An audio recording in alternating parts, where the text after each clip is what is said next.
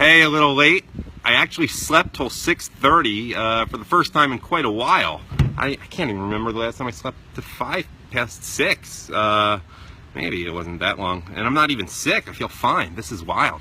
So hey, you know, the sun just rose in LA. That's good enough. Maybe it's actually a little bit west of LA, the very west coast. The sun is pretty much up everywhere now in the contiguous US.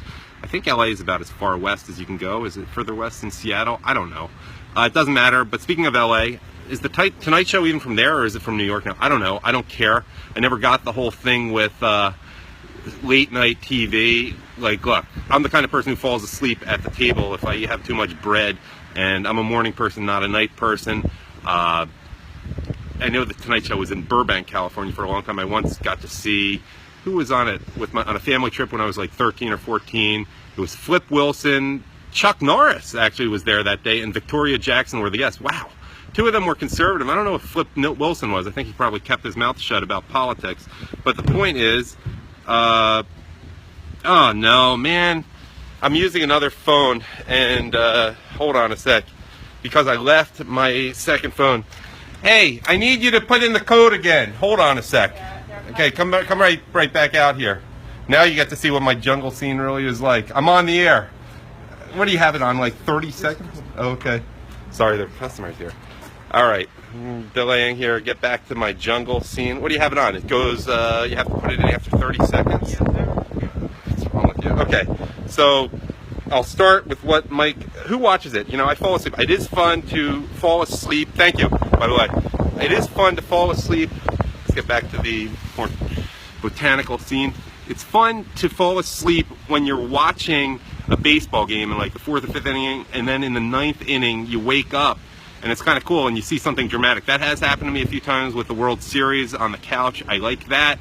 Music is nice to listen to. I can't even get through about a paragraph of a book before I fall asleep, but I fall asleep quickly. So to each their own. They watch the Tonight Show, and here's what Mike Gorga writes, and he has a different relationship. He's using modern technology. He wrote, "Tonight I deleted the Tonight Show from my DVR programming. I will watch Jimmy Fallon no more. The Tonight Show monologue has been reduced to 8 minutes of bitter, hateful bashing of the Trump family and the Trump administration, virtually from top to bottom. All points of view are from the left, and the jokes based on reporting from the likes of MSNBC, Salon, and other far-left sources. The only busting that Fallon ever did of Obama was good-natured and with good spirit and with kind spirit, usually designed to uplift." And I remember some lame thing. I hardly watch any TV. If I do, it's like sports. I did catch the Super Bowl. That was great this year. I remember something when Obama started on Saturday Night Live, which sucks, by the way. And it sucks now, and it pretty much sucked most of the time people talk about it. It's not funny most of the time. I know a lot of the types who write for it, having gone to Harvard. It's Harvard Lampoon. Most of them aren't anywhere near as funny as they think they are. And I just remember some allegedly funny skit in which it was like Barack Obama saying, "I play it cool." Like he was singing, "I play it cool." And you know what? I'm having technical issues here because the person who lent me their phone, I have to put in the password every minute, and now I lost it again. So what I'm going to do is I'm going to just put this whole thing under here. And yeah, the Barack Obama thing was so just like, are they making, it was pretending like they were making fun of him when they were just sucking up to him and virtual signaling. And what I'm going to do is put up the commentary additional that I was going to put on there regarding Mike Gorga no longer watching the Tonight Show. I don't know what took you this long, and he's not watching it on his DVR.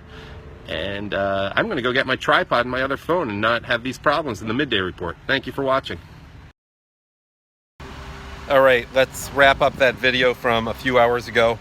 The sun is now rising, I think, in Unga, Alaska. That's in the Aleutian Islands, I believe. What Mike Gorga was writing was, "The only busting Fallon ever did of Obama was good-natured and with kind spirit, usually designed to uplift." That was the last thing I said in the previous video. For 50 years, I have watched The Tonight Show, no more. I want to emphasize reading the Daniel Greenfield column essay from last week called Culture of Contempt. I think it probably came out around, would have been April 28th or 29th at sultankanish.com. I like this comment to what Mike Gorga wrote by Ron Corey. "The new Fallon slant by the writers is to counteract Colbert. With any luck, Colbert will be gone soon, as he should be. Could you imagine if Hannity said, cock holster, he'd be canned before the sentence came out. And then I liked Mike Gorga's response to that. Yes, Colbert took the lead with his Trump hate, and Fallon is indeed countering. Any right-leaning commentator would be fired or have his advertisers extorted. That's not a tactic or our side generally lowers itself to. Perhaps the climate has changed and we need to search and destroy, since nothing happens to those who do it to us. All right, there you go. That is the end of what should have been my sunrise report a long time ago.